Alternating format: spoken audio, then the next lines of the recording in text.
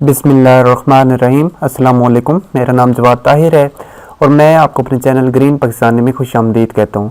आज की इस वीडियो में मैं आपके साथ जो शेयर करने जा रहा हूँ FDEST के अंदर जो वर्बल रीजनिंग के हवाले से जो पास्ट पेपर हैं उनमें से चंद MCQs शेयर करूँगा। तकरीबन 100 MCQs मैंने जो कलेक्ट किए हैं और ये सारे MCQs जो है वो सॉल्व होंगे, मतलब जो करेक्ट ऑप्शन हैं वो मैंने जो है वो ढूंढ कर जो है वो लगा दिए हैं ताकि आप इन जो इस सेक्शन है FDEST की टेस्ट के अंदर इसको बेहतर तरीके से आप जो है वो हल कर सकें। तो अगर आप बेहतर तरीके से इन 100 क्वेश्चंस को हल कर लें तो मुझे उम्मीद है कि आप जो है वो FDEST के जो टेस्ट है उसमें आप जो है वो मार नहीं खाएंगे और इससे जो 50 नंबर होते हैं इसमें जो वर्बल रीजनिंग वाला पोर्शन होता है तो इसमें जो है आप अच्छे नंबर इसमें हासिल करेंगे। तो इंशाल्लाह मैं नेक्स्ट वीडियो में आपके साथ जो है वो एनालिटिकल रीजनिंग के वाले से भी MCQs शेयर करूँगा।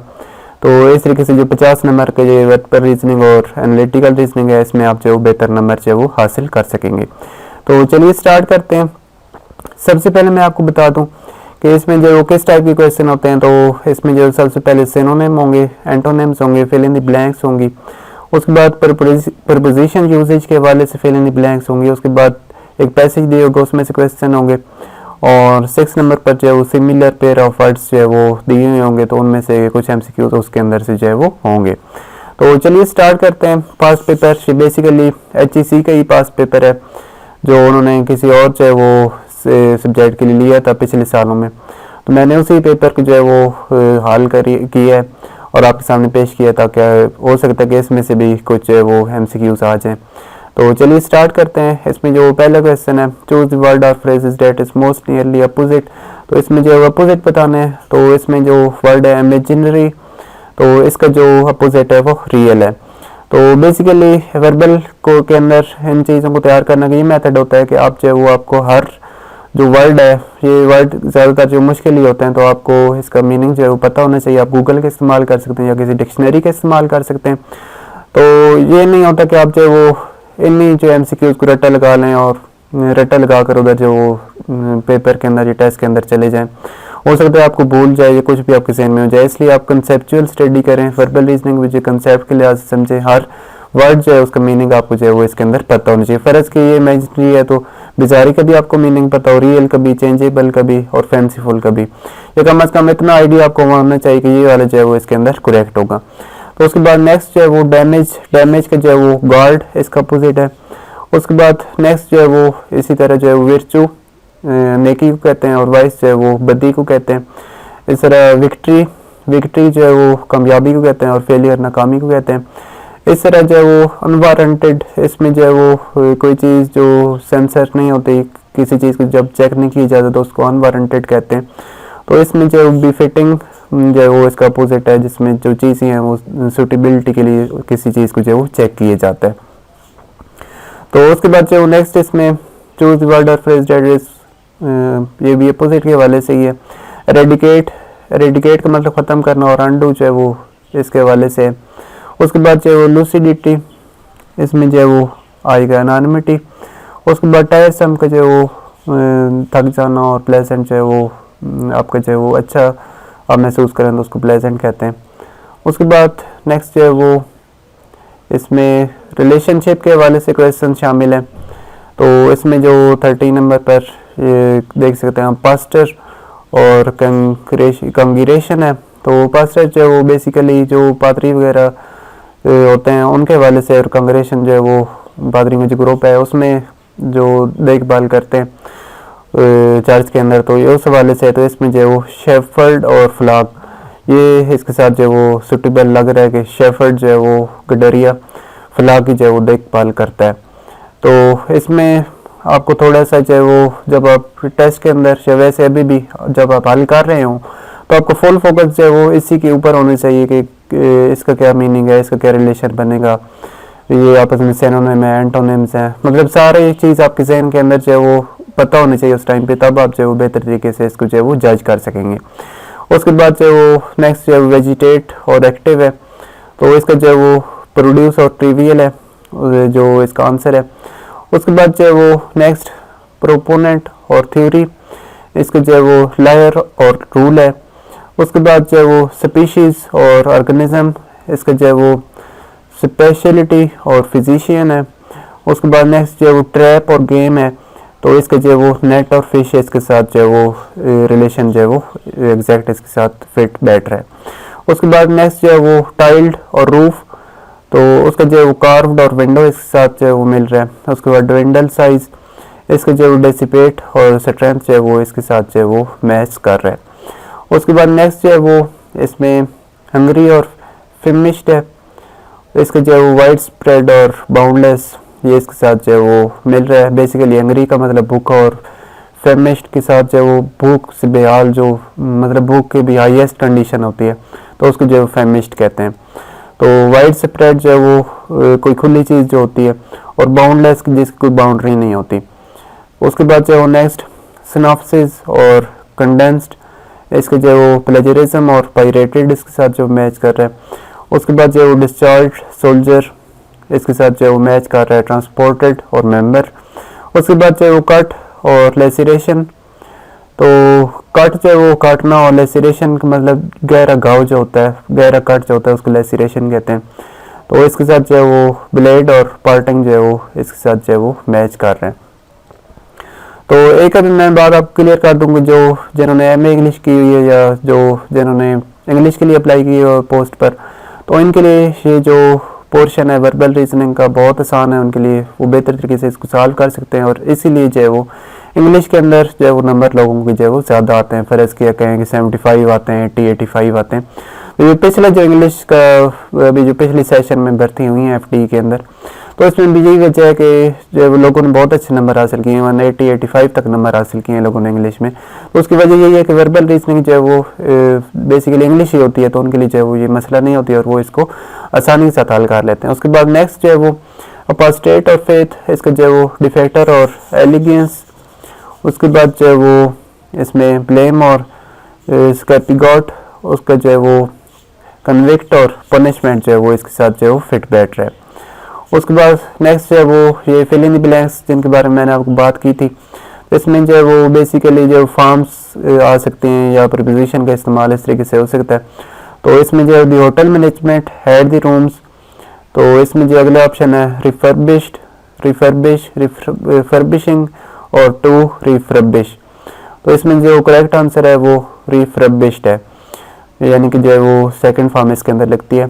तो जब आप ऐसे सेंटेंसेस हल करें तो आपको जो है वो ये चीज़ पता होनी चाहिए। बेसिकली इसमें जो थर्ड फॉर्म लगी, क्योंकि हेड लग रहा है तो हेड के साथ जो है वो थर्ड फॉर्म लगती है। तो आपको टेंसेस भी इस हवाले से याद होने चाहिए कि हेड लगा हुआ है तो मुझे थर्ड फॉर्म लगानी है, सेकंड लगानी है या आईएनजी वाली लगानी है। इस तरह विवाद वार लगे हुए तो आप क्या करें, मतलब कि आपको टेंसेस भी जो है आपको आने चाहिए। इस तरह टेंसेस के अलावा मैं बात करूं तो एक्टिव वाइज, पैसिव वाइज वो आपको आनी चाहिए, डायरेक्ट एंड डायरेक्ट भी आनी चाहिए, क्योंकि उनके अंदर से भी इस तरह जो है वो कोई फिल इन द ब्लैंक्स हो सकती हैं। उसके बाद जो है वो inform is confident on succeeding, जो है वो मेरे नज़दीक जो है ये करेक्ट है। उसके बाद नेक्स्ट चलते हैं, while many people enjoy observing rituals and customs not dash their culture they dash participating in them, तो इसमें जो है वो फेमिलियर टू और अवेड जो है वो बेसिकली जो है वो आएगा, इसके साथ मैच कर रहा है। उसके बाद नेक्स्ट जो क्वेश्चन है, the dash addresses enjoyed the reciter, तो इसमें जो है वो गिगलिंग आएगा। उसके बाद नेक्स्ट क्वेश्चन जो है वो the greater the demand dash the price, the greater demand greater the price. उसके बाद नेक्स्ट जो है वो unlike gold paper money has no dash inherent value, इसके अंदर जो है वो इनहेरेंट आएगा। उसके बाद नेक्स्ट क्वेश्चन है, while many firms continue to see insuring dash as illegal exercise, तो इसमें जो है वो इस तरह फिल इन द ब्लैंक्स है तो एग्रीमेंट इसके अंदर आएगा। उसके बाद नेक्स्ट है, when the digestive system dash smoothly things are good run smoothly, इसके अंदर आएगा। उसके बाद the forces of evil dash strong and resourceful and the odds are heavy, इसमें जो है the forces of evil are strong आएगा। उसके बाद नेक्स्ट की तरफ चलते हैं, smoke dash the lungs and respiratory passage for a dash of reasons, तो स्मोक हार्म द लंग्स, और जो नेक्स्ट फिल इन ब्लैंक आएगी उसमें नंबर ऑफ रीजंस आएगा। उसके बाद नेक्स्ट है, water is dash for plant growth essential for plant growth. उसके बाद जो नेक्स्ट सिमिलर वर्ड्स आपने जो है वो लगाने हैं, इसमें जो सिमिलर मीनिंग वाले वर्ड लगाने हैं, बेसिकली सिनोनिम आपने लगाने हैं। तो कनिंग जो है वो शातिर को कहते हैं और स्लिक ये भी जो है वो शातिर को जो है वो रिप्रेजेंट करता है। तो इसी तरह आपको जो है वो डल का मीनिंग भी आना चाहिए, टायरेंट, लेआउट, ये सारे मीनिंग जब आपको पता होंगे तब आप जो है वो इसको बेहतर तरीके से कंसेप्चुअल तरीके से आपको इसको हल कर सकते हैं। उसके बाद नेक्स्ट जो है वो सिनोनिम, इसमें एडिक्वेट, एडिक्वेट काफ़ी कहते हैं और सेटिस्फैक्ट्री ये भी काफ़ी होता है। मॉडरेट जो है वो दरमियानी सतह पर जो चीज़ होती है, और बियरेबल जो जिस चीज़ को जो है वो बर्दाश्त किया जा सके। उसके बाद जो फ्रूजल, इसके साथ जो मैच कर रहे सिनोनिम प्रूडेंट। उसके बाद जो वो demolish, destroy, gradual, study, clarity, precision. उसके बाद जो वो आप देख सकते हैं यहाँ पर जो बेसिकली सिनोनिम इतनी मुश्किल नहीं आई हुई है। तो इसमें जो नेक्स्ट है कॉस्टिव, रिजिस्ट। उसके बाद जो है वो कोरिलेशन, इंटरेक्शन। उसके बाद जो है वो रिबिलियन, अपराइजिंग, कंपेंसेशन, इसका जो है वो निगलेक्ट आ जाएगा। उसके बाद नेक्स्ट जो है डिसीटफुल, डिसीटफुल बेसिकली धोखेबाजी कहते हैं, तो इसका फ्रॉडलेंट आ जाएगा। उसके बाद पेशन, पेशन का मतलब किसी चीज़ की तलब, उसका जो थ्रस्ट आ जाएगा। उसके बाद इंस्टेबिलिटी, कोई चीज़ जब स्टेबल नहीं होती उसको अनप्रेडिक्टेबल भी जो है वो कहते हैं। उसके बाद एस्टॉनिश, हैरान हो जाना, और अमेज्ड भी हैरान हो जाना शामिल है। उसके बाद नेक्स्ट है वो एंटोनिम्स, इसमें आपके साथ डिस्कस करने जा रहा हूँ। तो इसमें पहला एंटोनिम है बेसिकली मुतज़ाद या अपोजिट मीनिंग वर्ड्स इसको कहते हैं। एसेंट्रिसिटी, इसका जो कन्फॉर्मिटी आएगा। उसके बाद जो वो रिवर, इसका जो है वो अप्रिशिएट करना, और इसका जो है वो क्रिटिसाइज आएगा, तनकीद करना। उसके बाद जो डिनाउंस, इसमें जो डिनाउंस का मतलब मसम्मत करना होता है। और प्रेज, ये बेसिकली थोड़ी स्पेलिंग गलत है, लेकिन इसका जो प्रेज पहले वाला आना चाहिए।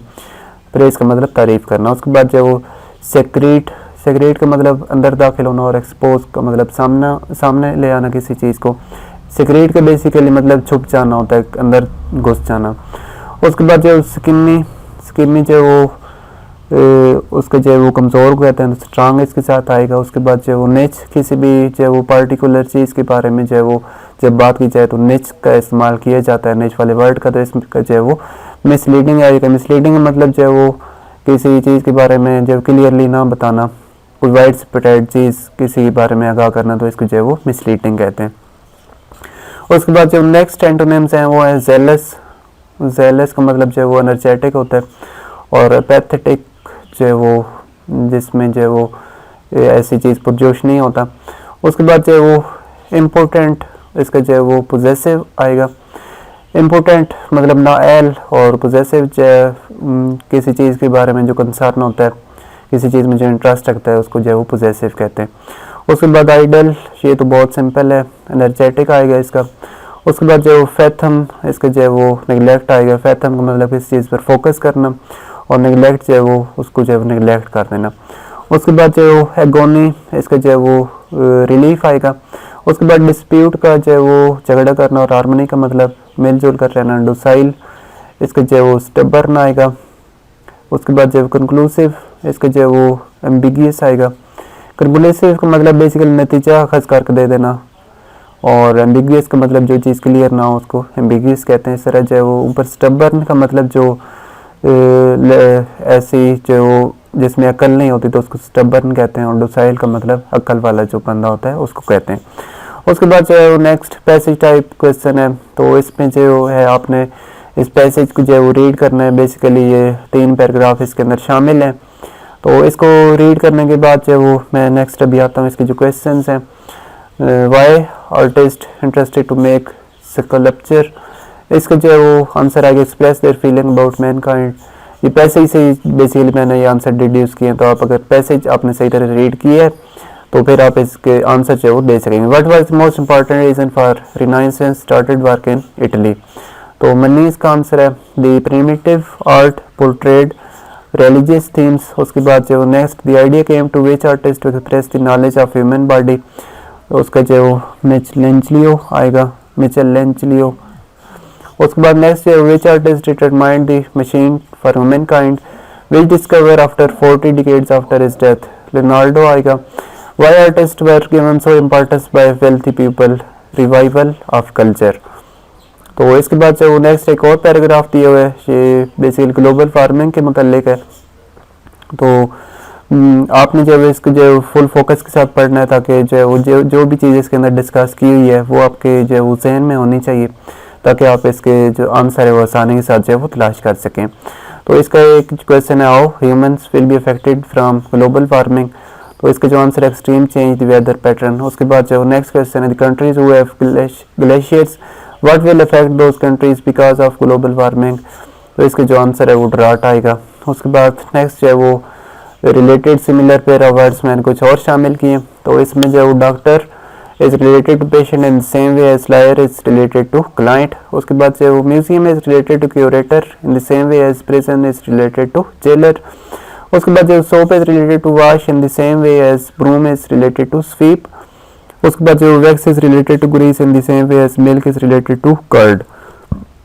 उसके बाद नेक्स्ट क्वेश्चन है, bread is related to bakery in the same way as brick is related to kiln. उसके बाद sword is related to soldier in the same way as scalpel is related to surgery. उसके बाद life is related to autobiography in the same way as witness is related to documents. Chef is related to restaurant in the same way as druggist is related to pharmacy. उसके बाद जो next question, ये next question है, इसमें similar word आपने लगाना है। तो इसमें पूछा गया डिबेकल। डिबेकल जो वो बहुत इंपॉर्टेंट ये टर्म है और ज़्यादातर पेपर्स में आती है, तो इसलिए आपने इसको जो है वो लाजमी जो है वो तैयार करना है। तो डिबेकल का जो सिमिलर वर्ड होता है फियास्को होता है। उसके बाद नेक्स्ट है, fill in the blank with the correct choice. Perfunctory means done without care और इंटरेस्ट। उसके बाद नेक्स्ट क्वेश्चन है, choose the word that is almost nearly opposite in meaning.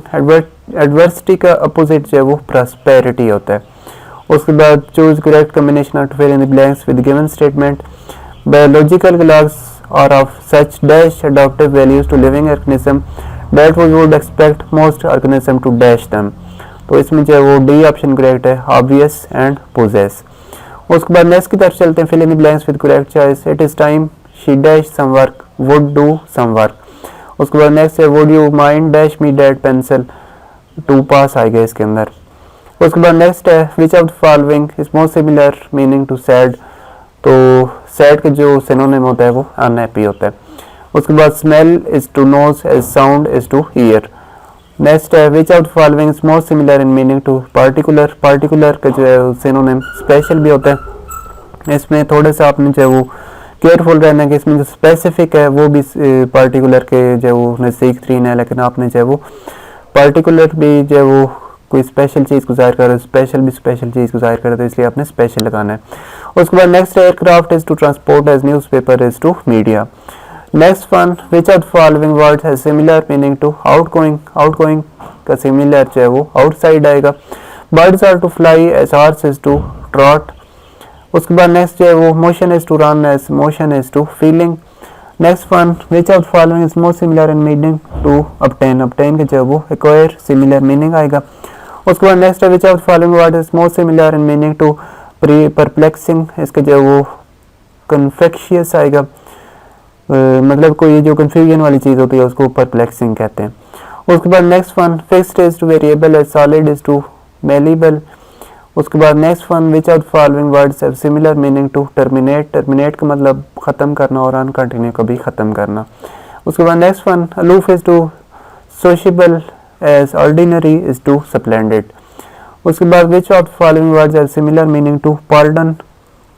तो पार्डन का मतलब किसी को माफ़ी दे देना, तो इसका जो सिनोनिम है वो है एक्सोनरेट। उसके बाद नेक्स्ट वन है, which of the following is not similar in meaning to blunder. Blunder का जो इसमें जो है वो सिमिलर इन मीनिंग है वो मिस्टेक है। तो उसके बाद जो है वो नेक्स्ट वन है, ये पिछले वाला मैंने जो है वो विच of the following is similar in meaning not जो है वो गलती से मैंने लिख दिया था, तो ये ब्लंडर का जो है वो मिस्टेक आएगा। उसके बाद नेक्स्ट वन है, pediatrician is to children as podiatrist is to feet. तो पोडियाट्रिस्ट भी एक डॉक्टर होता है जो फीट को देखता है, तो पेडिट्रिशियन जो है वो चिल्ड्रन को देखता है और पोडियाट्रिस्ट जो है वो फीट को देखता है। Next one, which of the following word है similar meaning to arrest. Arrest जो है वो किसी को गिरफ्तार कर लेना और एप्रीहेंड किसी को गिरफ्तार कर लेना। उसके बाद next one, which of the following word is opposite in meaning to commotion. Commotion के जो है वो सीरीन आएगा। उसके बाद जो है वो हो सकता है कि आपको इनकी मीनिंग ना पता चल रहा हो, पता नहीं कमोशन क्या होता है, ये सीरीन क्या होता है। तो आपको चाहिए कि आप जो है वो इसको गूगल पर सर्च कर लें। आपने लिखना किस तरीके से गूगल पर सीरीन मीनिंग इन उर्दू, तो उर्दू में मीनिंग आएगा। अगर आप उर्दू की समझ नहीं आ रही है आपको तो आप इस तरह लिख दें सीरीन मीनिंग इन इंग्लिश, तो आपके सामने इंग्लिश की जो है वो उसकी मीनिंग आ जाएंगी गूगल के अंदर। और उसके बाद next one, novice is to experienced as apprentice is to veteran. तो इसमें जो वेटर्न का मतलब जो है वो एक्सपीरियंस बंदा होता है और अप्रेंटिस जो है वो अनएक्सपीरियंस बंदा होता है। तो ये इस हवाले से which out following word is most similar in meaning to reputable. Reputable का जो है वो कोई चीज़ एस्टेब्लिश हुई होती है, जो मशहूर होती है, तो इस हवाले से पहला ऑप्शन आएगा एस्टेब्लिश्ड। उसके बाद नेक्स्ट वन है drive is to lessons as breath is to oxygen. Next one oxygen is to classroom as groceries are to supermarket. उसके बाद नेक्स्ट वन है which out following word is most similar in meaning to slog. Slog का जो है वो ड्रगरी आएगा। उसके बाद जो है वो next one glass is to imprintable as clay is to malleable. उसके बाद next one vows are to church as oath is to courtroom. उसके बाद नेक्स्ट वन जो है वो बेसिकली हम यहाँ पर एंड करने जा रहे हैं, तो मैंने 100 क्वेश्चन इसके अंदर जो इंक्लूड किए थे। अगर आप चाहते हैं कि मैं मज़ीद भी इंक्लूड करूँ तो आप इस वीडियो कमेंट सेक्शन में बताइएगा। तो नेक्स्ट वन है heart is to aorta as brain is to cerebellum, कि जिस तरह हार्ट के अंदर जो एओर्टा बेसिक जो इम्पॉर्टेंस कामिल होता है, सर ब्रेन के अंदर जो सेरिबेलम इम्पॉर्टेंस कामिल होता है। उसके बाद नेक्स्ट वन है intricate to basic as postpone is to continue. तो ये वाले जो अपोजिट मीनिंग लिखे इंटरिकेट का जो है वो अपोजिट बेसिक होता है, तो पोस्टपोन का जो है वो अपोजिट कंटिन्यू होगा। तो ये वाली चीज़ें होती हैं, इसमें सिनोनिम का रिलेशन या एंटोनिम का रिलेशन या मज़ीद भी ऐसी चीज़ों का रिलेशन जो है वो दिया हुआ होता है। तो एट द एंड, वीडियो के एंड अभी मैं करने चाह रहा हूँ, तो आपने जो है वो यहाँ पर मैं आपसे जो कहना चाहूँगा वो यही है कि आपने जो है वो जब पेपर के अंदर हल करें या वैसे हल करें तो आपको फुल फोकस इधर जो है वो इसके ऊपर होना चाहिए। आपको जो है वो एटलीस्ट मीनिंग या कुछ आइडिया होना चाहिए कि इसका ये मीनिंग हो सकता है, तो आप जो है तब इसको बेहतर तरीके से हल कर सकते हैं। तो अगर आपके चैनल में कोई क्वेश्चन हो, कन्फ्यूजन हो, तो आप इस वीडियो कमेंट सेक्शन में कमेंट करके पूछ सकते हैं। और जो लोग मेरे चैनल पर न्यू हैं तो उनसे मैं इल्तमास करूँ मेरे चैनल ग्रीन पाकिस्तान को लाजमी सब्सक्राइब करें और बेल आइकन को प्रेस कर दें ताकि आपको नए आने वाली जो वीडियोज़ हैं उनकी जो अपडेट्स मिलती रहें। तो यहाँ अगर आपको वीडियो अच्छी लगी तो इसको लाइक करें और साथियों के साथ लाजमी शेयर करें। जज़ाकल्लाह और अल्लाह हाफिज़।